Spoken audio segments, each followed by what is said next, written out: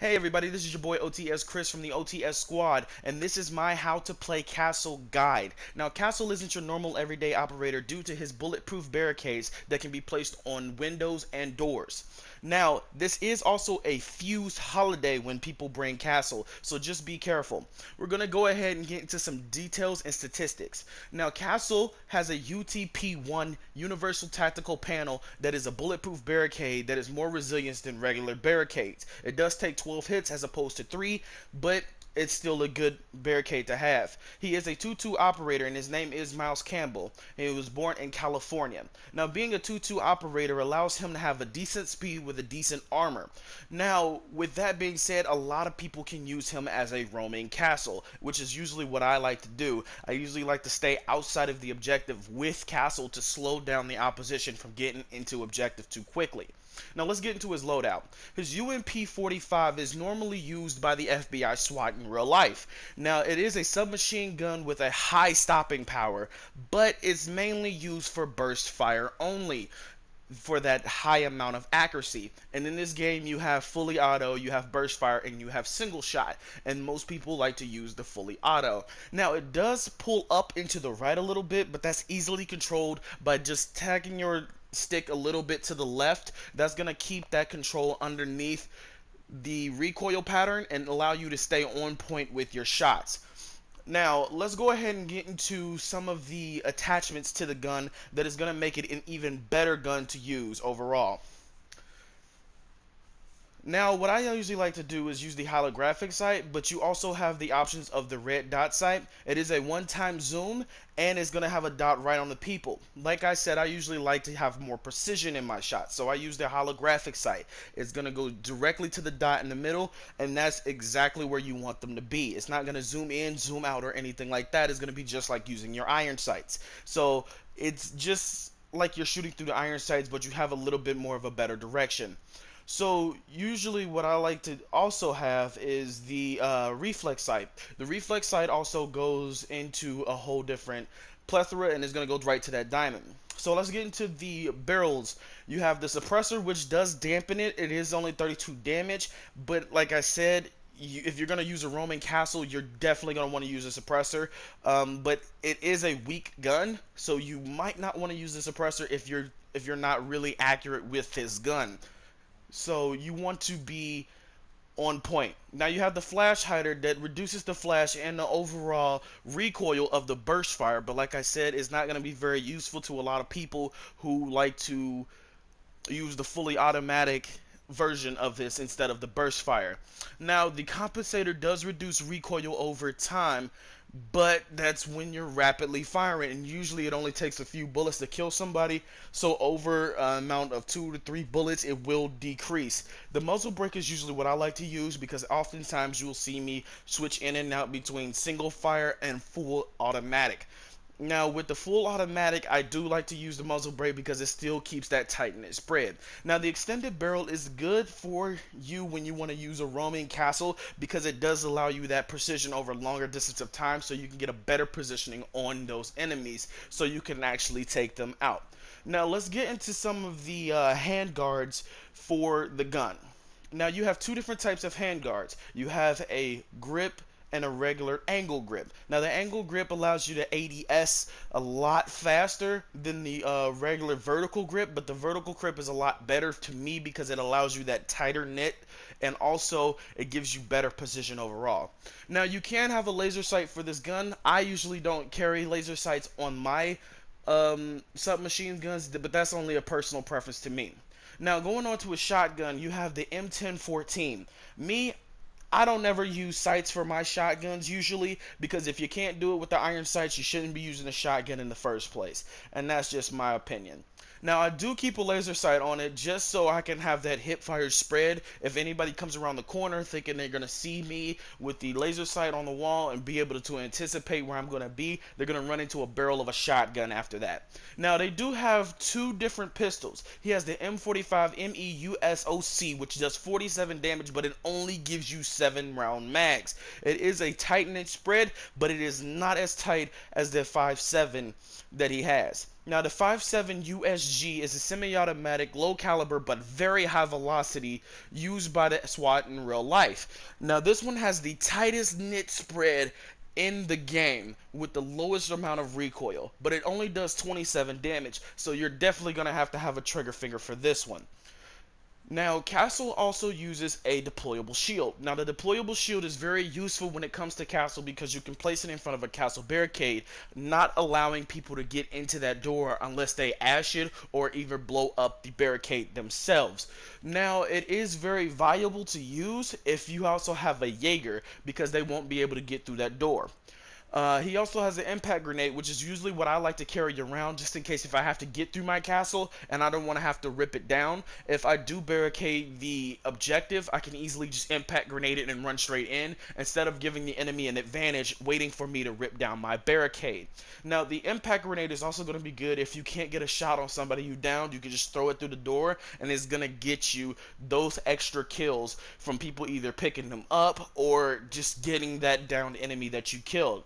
Now, Castle is a great operator to use, but I usually use him outside of the room just to slow down the opposition. Like I said, he's just like the Frost. He will pale rail with Frost because once people blow up that barricade, they're going to jump right in on that Frost. Alright, before we get things started, I want to show you guys what not to do as Castle. The Castle on the enemy team castled both bomb doors, making it hard for his teammates to get back inside.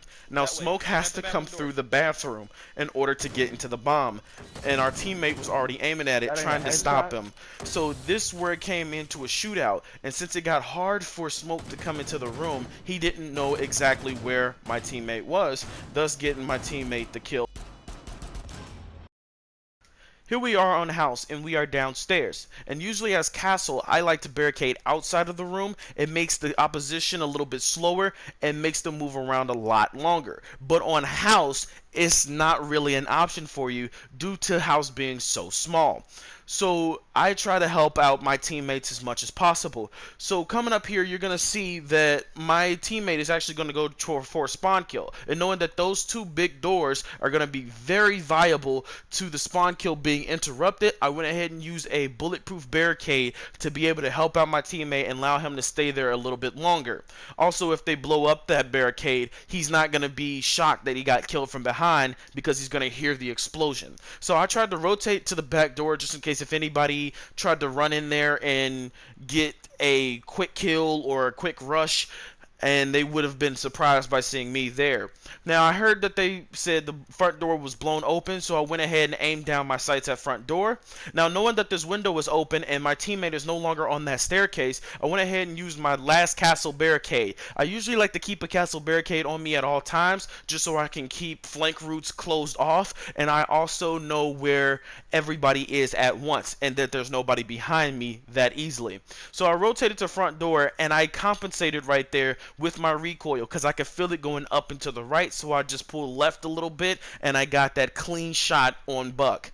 Now I noticed the little difference in the back door, knowing that that hole is now knocked out, so I knew somebody was going to come through that doorway eventually.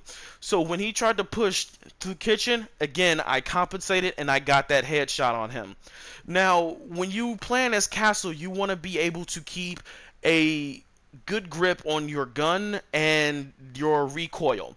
So I usually like to use a little bit of a burst fire. Even though I'm in fully automatic, I just keep tapping the trigger instead of holding it down fully, and that allows me to keep my greater accuracy on these targets that I'm shooting. Here we are on Yacht, and we are defending engine room. One of my teammates said they wanted to hit the hatch over top of the room I just barricaded, and I said I would defend him.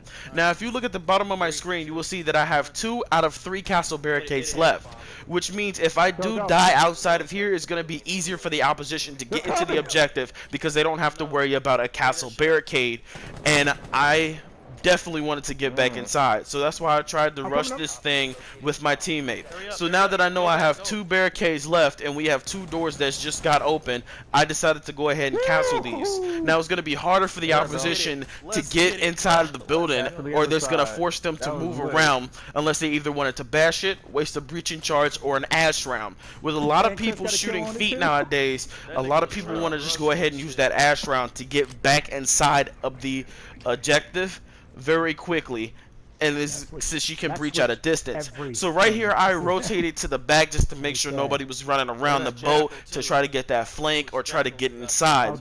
So in a few seconds you're gonna hear that an ash charge went off. So I decided to go back upstairs and see if I can get a clean shot on her from the stairs or wherever she ran from. So when I rotated up there, I seen that I have a clear shot on Ash, and I got it before she can get me. Here we are on Favela, defending the top half of Yellow. So right there you can see what I meant by fuse heaven when he fused that castle barricade. So I went ahead and tried to get a tight angle on the front door to surprise them if they tried to run through front door. But when Thermite opened up this, it changed the whole entire game of what I had to do. So I tried to back away to make sure Thermite couldn't get a clear shot, or for anybody that was trying to aim down their sights on me. So right there I heard that Fuse placed the fuse charge on to the castle barricade, and this is what I meant by the impacts. Impacts are going to come in handy, especially when the fuse is going to hit one of your castle barricades. So I went ahead and used one of my impact grenades to hit this castle barricade and stop him from being able to knock off that fuse and killing both of us inside of the room. He's upside down. I might be able to hit him again. Oh, I slapped you in the head. About a minute and a couple of seconds later in that same round, I decided to get a little bit more aggressive with Castle and push Fuse, getting that surprise kill on him and forcing him to try to turn on me.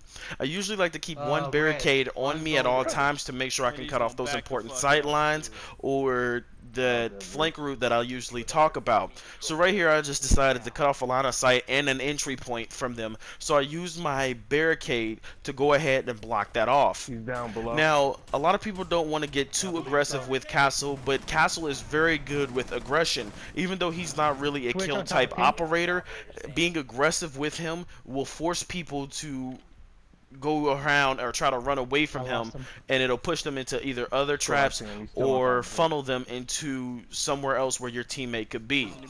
So I seen my teammate right there get hit, and I noticed where she was immediately since he said she was on the roof. So I went ahead and got that aim and got that headshot off for the win. Damn, that look kind of lit.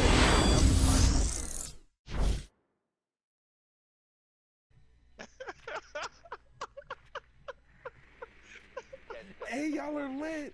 Leapfrog. Y'all niggas playing leapfrog. 5 seconds. Oh my god, I'm saying.